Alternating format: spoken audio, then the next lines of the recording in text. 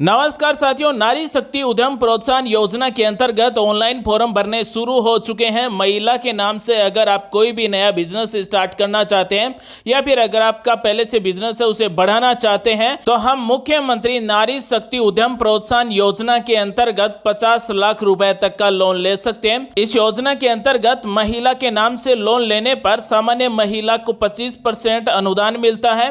साथ ही अगर कोई दिव्यांग महिला है या फिर विधवा, तलाकशुदा, परित्यक्ता महिला है तो उसे 30% तक अनुदान मिलता है। जो भी महिला नारी शक्ति उद्यम प्रोत्साहन योजना के अंतर्गत ऑनलाइन फॉर्म भरना चाहती है वो बिल्कुल फ्री में भर सकती है। इस वीडियो में बताएंगे किस तरह से आपको फॉर्म भरना है। साथियों, व्यक्तिगत महिला इस योजना के अंतर्गत लोन ले सकती है। स्वयं सहायता समूह से जुड़ी हुई महिलाएं लोन ले सकती हैं और 50 लाख रुपए तक का लोन दिया जा रहा है।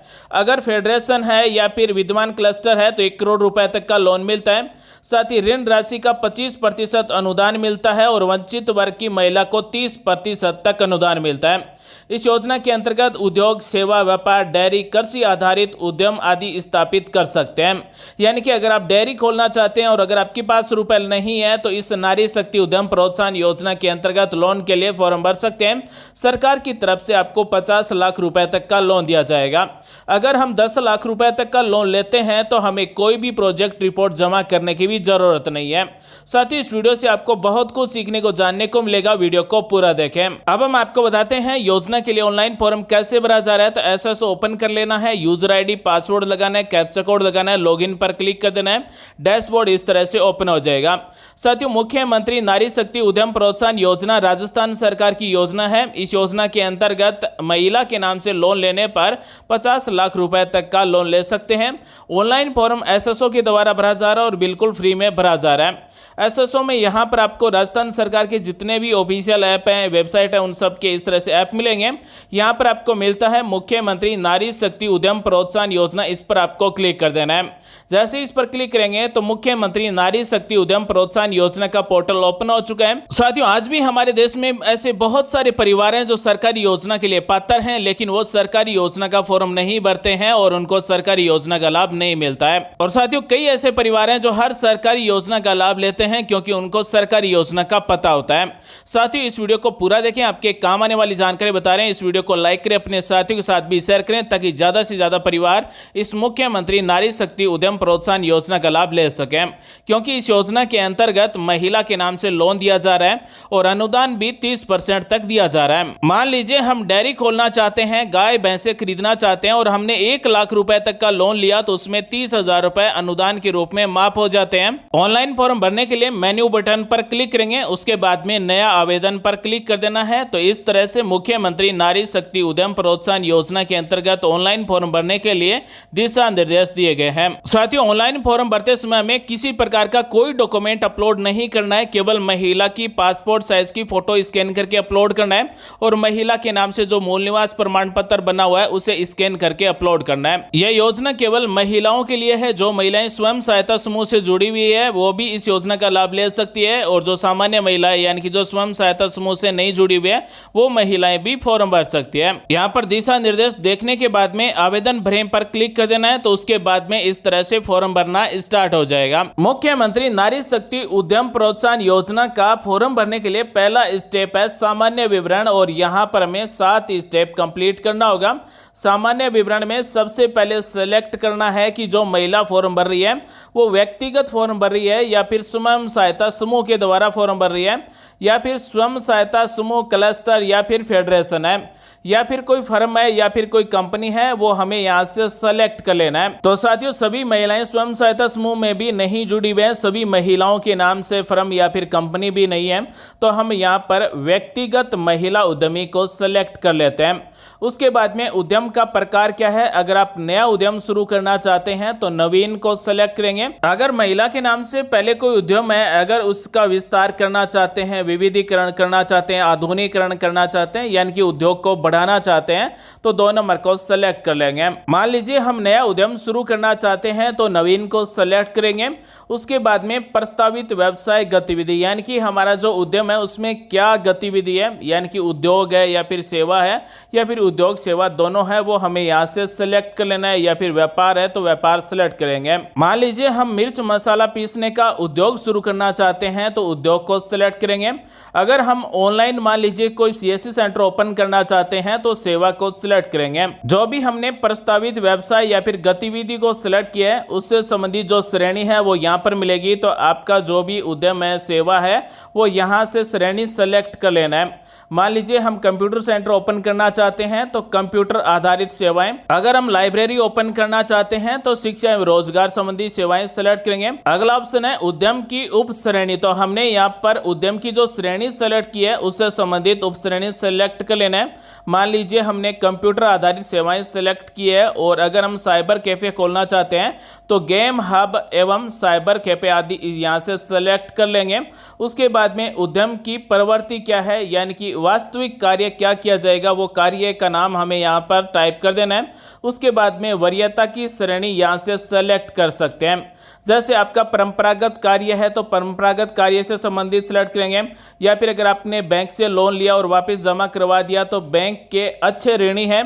इसी तरह से अगर आपको उद्यम में कहीं पुरस्कृत मिला है तो उद्यम के रूप में पुरस्कृत हुए हैं। वरीयता श्रेणी सिलेक्ट करने के बाद में आगे जाएं पर क्लिक कर देना है। उसके बाद में आवेदन करने वाली महिला का विवरण भरना होगा। 2 नंबर स्टेप ओपन हो चुका है। सबसे पहले महिला का आधार नंबर टाइप कर देना है, महिला का जन आधार नंबर टाइप कर देना है, महिला का नाम टाइप कर देना है। वैसे तो ये SSO ID से ऑटोमेटिक आ जाएगा। SSO ID महिला के नाम से होनी चाहिए। महिला का हिंदी में नाम टाइप करेंगे, पिता या फिर पति का नाम टाइप करेंगे, जन्म तारीख सेलेक्ट करेंगे। आवेदन करने वाली महिला की श्रेणी क्या है, विधवा है, परित्यक्ता है या फिर हिंसा से पीड़ित है। अगर सामान्य महिला है तो अन्य को सिलेक्ट करेंगे।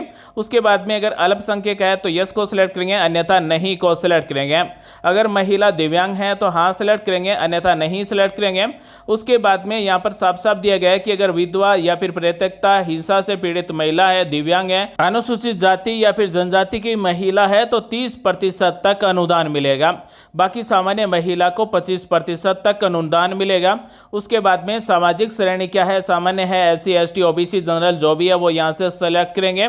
उसके बाद में धर्म क्या है, हिंदू मुस्लिम सिख ईसाई, वो सेलेक्ट करेंगे। शैक्षणिक योग्यता क्या है, 5वीं 8वीं 10वीं 12वीं ग्रेजुएशन, पोस्ट ग्रेजुएशन, जो भी हाईएस्ट एजुकेशन क्वालिफिकेशन है वो सिलेक्ट करेंगे। अन्य कोई शैक्षणिक योग्यता है तो वो यहाँ पर टाइप कर देंगे। मान लीजिए कोई कंप्यूटर कोर्स पास कर रखा है। उसके बाद में अगर कार्य का अनुभव है तो कितने महीने का है। उसके बाद में परिवार की समस्त स्त्रोतों से आय कितनी है, यानी कि 1 लाख 2 लाख 3 लाख जितने भी परिवार की आय है वो रुपए टाइप करेंगे। अगला ऑप्शन है महिला ने अगर कोई प्रशिक्षण लिया है उद्यम से संबंधित तो वो टाइप करेंगे, अन्यथा खाली छोड़ देंगे। विवरण सेव करें और आगे बढ़े पर क्लिक कर देंगे। उसके बाद में है आवेदन करने वाली महिला का वर्तमान पता और स्थायी पता, और जहां पर उद्यम शुरू करना चाहते हैं या फिर आपका पहले से उद्यम है उसका पूरा एड्रेस हमें यहाँ पर टाइप कर देना है। जैसे यहाँ से अपनी तहसील का नाम सिलेक्ट करेंगे, जिले का नाम सिलेक्ट करेंगे, राज्य का नाम सिलेक्ट करेंगे, शहर गांव का नाम सिलेक्ट करेंगे, पूरा एड्रेस टाइप करेंगे, मोबाइल नंबर, ईमेल आईडी, यहाँ पर पिन कोड नंबर टाइप करेंगे। इसी तरह से आपका जो वर्तमान पता है, स्थायी पता है, आपका जो कार्यस्थल है यानी कि आपका जो उद्यम है वहां का पता टाइप करेंगे और विवरण सेव करें और आगे जाएं पर क्लिक कर देंगे। तो साथियों, मुख्यमंत्री नारी शक्ति उद्यम प्रोत्साहन योजना के ऑनलाइन फोरम का 3 नंबर स्टेप कंप्लीट हो चुका है। 4 नंबर स्टेप में प्रस्तावित परियोजना का विवरण भरना है, यानी कि हम जो भी बिजनेस स्टार्ट करना चाहते हैं उसका टोटल खर्चा कितना आएगा। सबसे पहले दिया गया है पूंजीगत ऋण, यानी कि हमारा जो स्थायी परिसंपत्ति है या फिर मशीन है, फर्नीचर है, इलेक्ट्रॉनिक उपकरण है आदि खरीदेंगे तो टोटल कितने रुपए लगेंगे। उसके बाद में है कार्यशील पूंजी, यानी कि वर्किंग कैपिटल कितना है। जैसे हम कोई मजदूर रखेंगे तो उनका वेतन, मजदूरी या फिर कच्चा माल खरीदेंगे तो उनका टोटल कितने रुपए। साथ ही इस उद्योग में दैनिक खर्चा कितने रुपए है, तो टोटल मिलाकर रुपए हमें यहाँ पर टाइप कर देना है। यानी कि हमारा जो पूंजीगत ऋण है यानी कि टर्म लोन है वो कितने रुपए है और हमारा जो वर्किंग कैपिटल है वो कितने रुपए है। तो यहाँ पर टोटल रुपए आ जाएंगे कि लोन के लिए आपको कितने रुपए चाहिए। अब हमें यहाँ पर विवरण में टाइप करना होगा। जैसे मान लीजिए हम मशीनरी खरीदेंगे, उपकरण खरीदेंगे, वो कितने रुपए के होंगे। फर्नीचर खरीदेंगे या फिर इलेक्ट्रिक उपकरण खरीदेंगे वो कितने रुपए के होंगे।